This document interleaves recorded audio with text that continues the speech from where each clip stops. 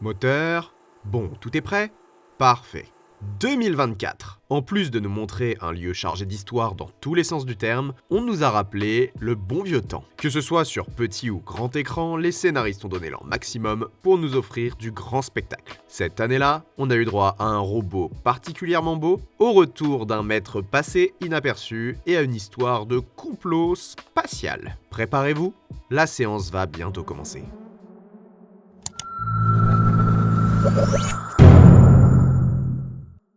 Tout d'abord, et comme toujours, revenons rapidement sur notre repère chronologique. 2024 a vu la diffusion du 13 millième épisode des Feux de l'amour. Cette année, on a vu la première saison d'une série tirée d'une nouvelle licence de film, tirée d'un vieux livre de SF. Wow, c'est compliqué. Avec Dune Prophétie.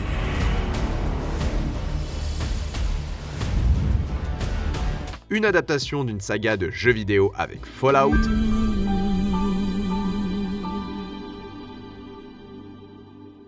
Et le retour d'un méchant de Batman dans The Penguin.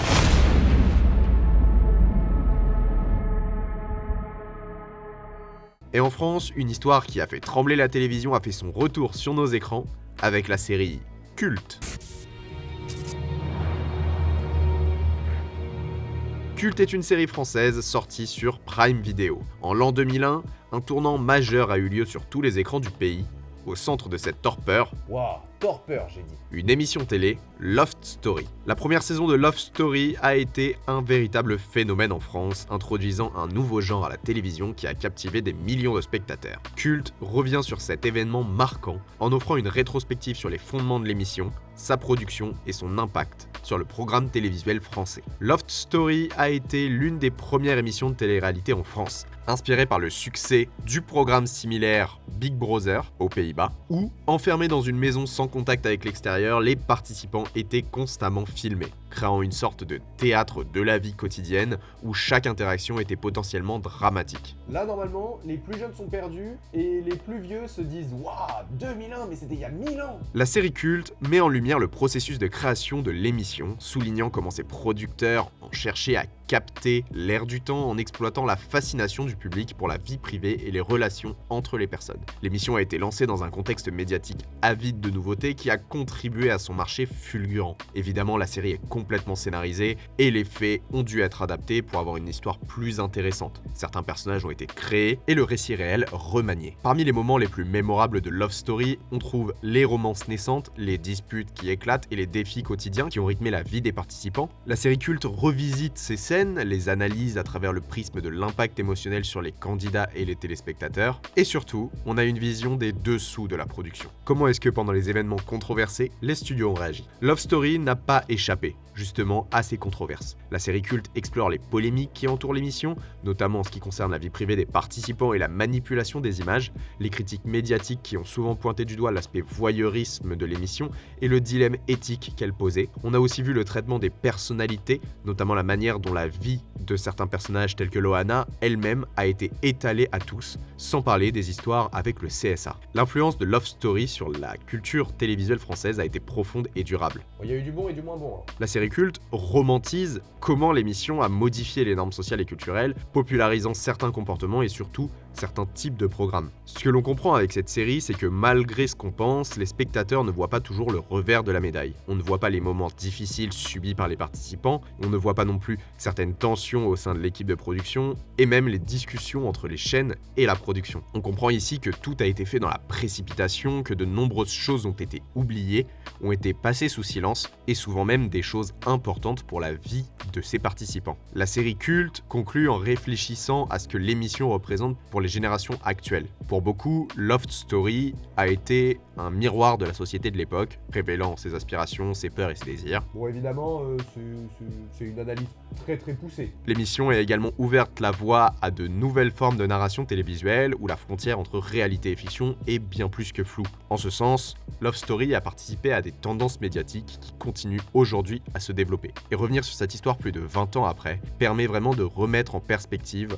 toutes les années passées. Aujourd'hui, certains ont probablement oublié le Loft. Beaucoup gardent ce souvenir lointain, et pourtant la télévision se souvient encore de cet événement majeur qui continue de guider les chaînes télévisées dans la création de bien trop nombreux programmes plus ou moins médiocres. Sauf pour la Starac, ça c'est vraiment cool. sont pas en train de... Si.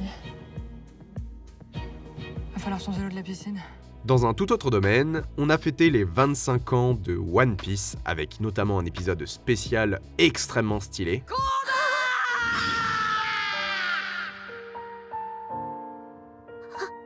On a vu le retour du jeune Goku dans Dragon Ball Daima.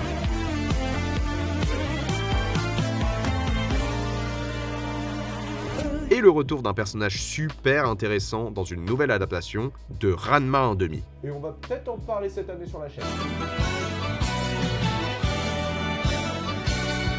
Mais avant de parler film, je vous propose de faire une petite aparté. Alors, d'abord, merci beaucoup, on est 1000 sur la chaîne, bravo à tous. Et surtout, bienvenue au nouveau. 2024, côté cinéaste, c'est vraiment une très bonne année. On a parlé de plein de sujets différents, on a parlé de One Piece, on a parlé de dessins animés Disney Channel, mais aussi de plein d'années différentes. On a regardé même des films avec des copains. C'était vraiment pas mal. Si vous voulez quelques chiffres, la vidéo One Punch Man a dépassé les 10 000 vues, ce qui est assez rare sur la chaîne pour être souligné. On a fait un pyjama party sur American Pie qui en a atteint 2000, qui est aussi très surprenant. Surtout qu'une très grosse partie du film est censurée à cause de... American Pie quoi. En un an, on est 245 en plus sur la chaîne. C'est très très solide. Mais du coup, quoi de prévu pour 2025 ? Premièrement, vous avez peut-être déjà remarqué une baisse du rythme dans la production des vidéos. J'ai décidé de changer ça cet été.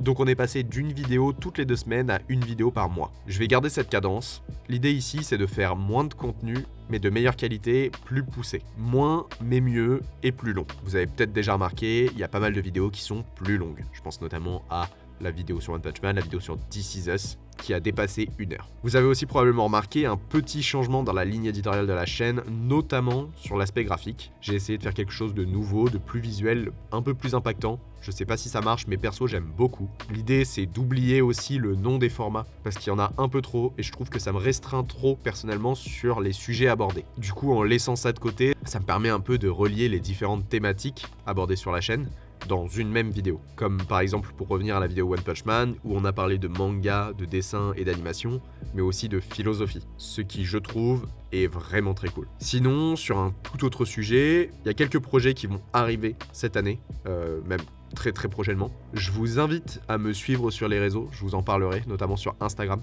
Voilà, c'est quelque chose que je prépare avec des copains depuis un petit moment. Voilà, pas mal de choses cool pour la chaîne, et on va continuer comme ça. Si vous avez des idées de sujets que je pourrais traiter, je prends. C'est toujours sympa d'explorer des choses que je connais pas forcément. Ça donne un nouveau point de vue. En bref, merci à tous. La YouTube Money m'a permis cette année de me payer un vlog à Londres. Pas du tout, je gagne pas un rond, tout est sorti de ma poche. Merci encore, et on continue sur la même lancée. Allez, on va parler cinéma. Du côté des salles obscures, on a eu le droit à du très très bon. Tout d'abord, on a vu que Troy Bolton avait bien changé dans Iron Claw, Zendaya ne savait plus où donner de la tête dans Challengers, et Joaquin Phoenix aurait mieux fait de ne pas reprendre son rôle dans Joker Folie à 2. Mais le film, qui est passé un peu trop inaperçu à mon goût, malgré qu'il soit une véritable masterclass, c'est Here, les plus belles années de notre vie.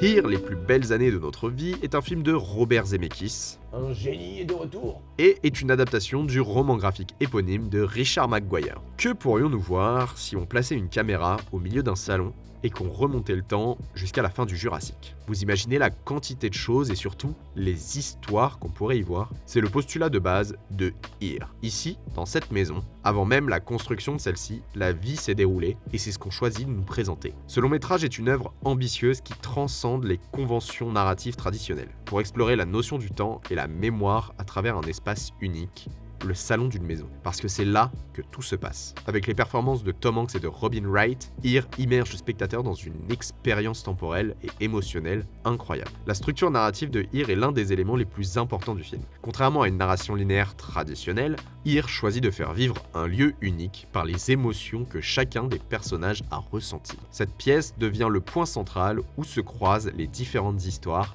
chacune révélant une facette différente de l'humanité. La maison de Here est bien plus qu'un simple décor, c'est un personnage à part entière. Elle représente la continuité à travers le temps, malgré les changements constants dans la société et les individus qui l'habitent. La maison est témoin de naissances, de décès, de moments de joie et de tragédie, incarnant ainsi la mémoire collective et personnelle. Elle symbolise également la persistance des souvenirs, suggérant que les lieux sont imprégnés des expériences de ceux qui les ont occupés. Dans ce lieu, on vit. Une vie avec les natifs américains, la révolution, la guerre, les guerres, et tout ça en même temps. Ce qui est probablement le thème central de Here, c'est la nature fugace du temps.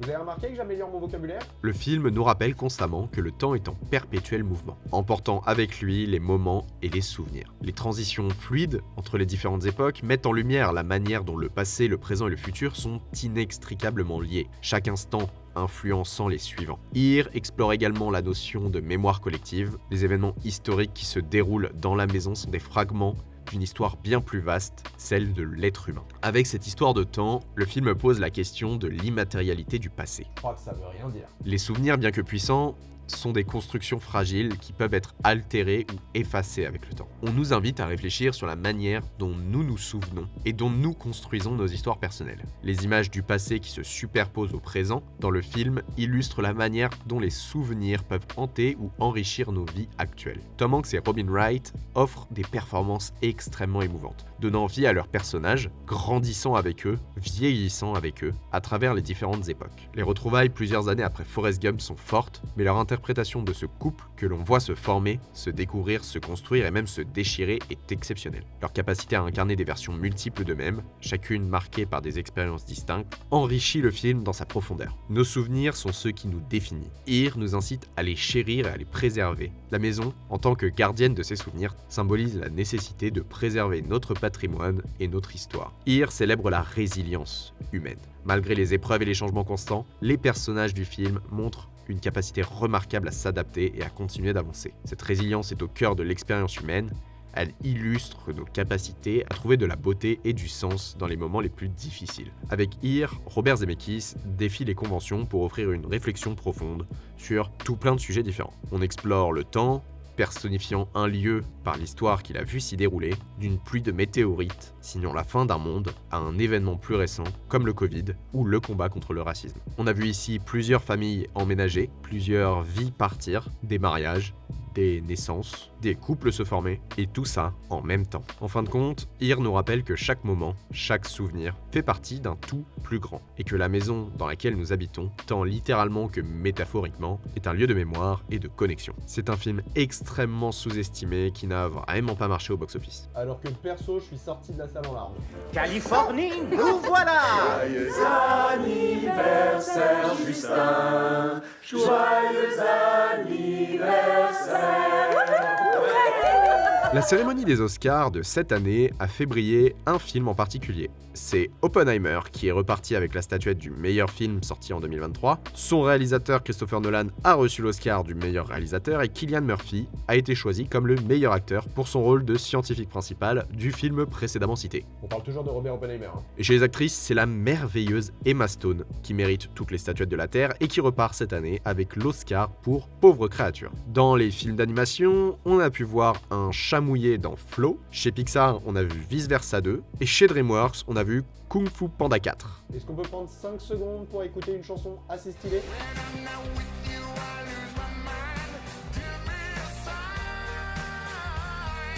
À côté de ça, personnellement, j'ai adoré The Fall Guys, j'ai détesté Civil War et j'ai absolument pas vu The Substance. Côté film français, on a été servi. La grande réussite de l'année, c'est Un petit truc en plus. On peut aussi parler du Comte de Monte Cristo, mais celui qu'il ne faut surtout pas oublier, c'est Nous les Leroy. L'aubergenie. En outre, Denis Villeneuve est revenu à la charge avec Dune partie 2, George Miller a fait des folies avec Furiosa, et Clint Eastwood a dévoilé Jury numéro 2. Mais le film qui a vraiment beaucoup marqué les esprits cette année, c'est un film d'animation dont je n'ai pas parlé, c'est Le Robot Sauvage. Et vous, c'est lequel votre film de l'année? Dites-le moi en commentaire. Pensez à vous abonner et à mettre un pouce bleu, ça fait plaisir, et ça aide au référencement. Et voilà, c'est déjà la fin de cette projection, j'espère qu'elle vous aura plu. Je vous invite à bien vouloir relever vos sièges et ramasser vos paquets de popcorn. Je vous dis à l'année prochaine pour une nouvelle projection avec le cinéaste.